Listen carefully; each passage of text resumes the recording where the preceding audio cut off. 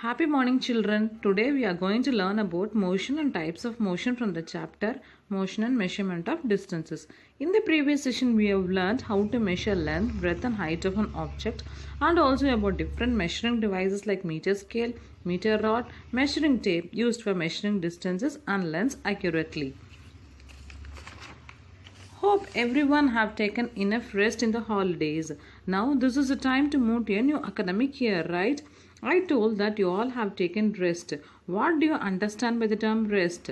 Resting is getting relaxed without doing any work, is it so? But in physics, the term rest means being in one place without moving. Just look around you and find out what all things are in rest without moving. School bag, chair, table, TV, refrigerators, cupboards, clock, ball, bat, wall, and all non-living things cannot move, so they are said to be in a rest. But have you observed the hands of a clock, needle in a sewing machine, blades of a fan? Even though they are non-living things, they show movement. This movement is said to be motion. So change in position of an object with respect to time is called as motion. To understand it better, let us do an activity. Take a piece of white paper and spread some sugar cubes in it. After some time, you can see ants crawling on the paper. Mark the position of each moving ant on the paper. Now join the marked position along the direction in which the ant is moving. Each point you have marked shows where the ant moved and intervals of few seconds. The same things happens in all type of movement. In any physical movement or a change in position in time is said to be motion. Let us study about different types of motions. Have you observed motion of a vehicle on a straight road?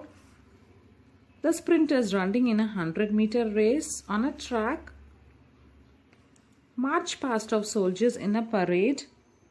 They all move in a straight line. This type of motion is called as rectilinear motion. So motion that moves in a straight line is called as rectilinear motion.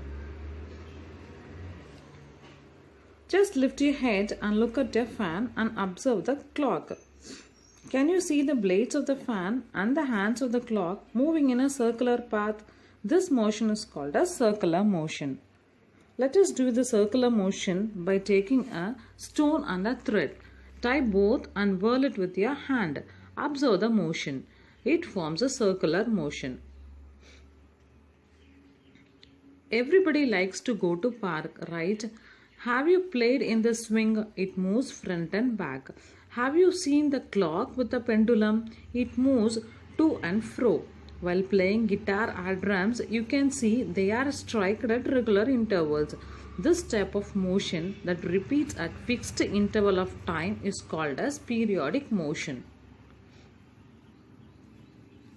Some of the objects show a combination of different kinds of motion. For example, a ball moving on a ground. Moving forward shows that it is having a rectilinear motion. While moving, they rotate. Thus, it shows a rotational motion.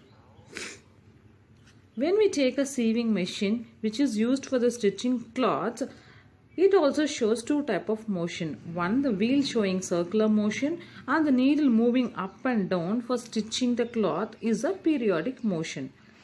All these motions show change in position of an object with time, and this change in position can be calculated by measurement. Measuring this change in position helps us to know how fast or slow the motion is.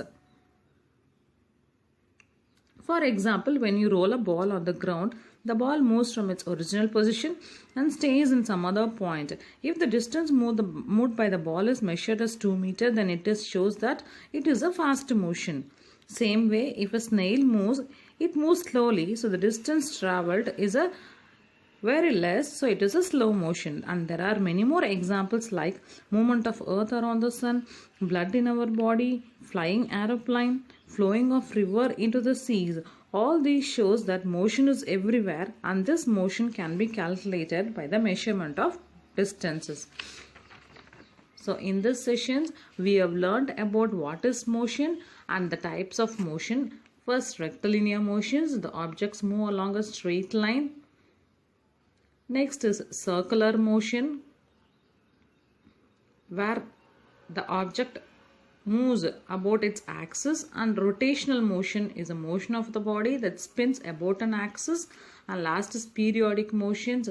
When the motion repeats itself after regular intervals of time, then it is called periodic motions. It is a question time, children. What is meant by motion? What type of motion is observed in sieving machine and movement of earth around the sun? Third is what is periodic motion? Give example. Fourth, how motion and measurement are related to each other. And fifth is write similarities and differences between motion of bicycle and ceiling fan, that is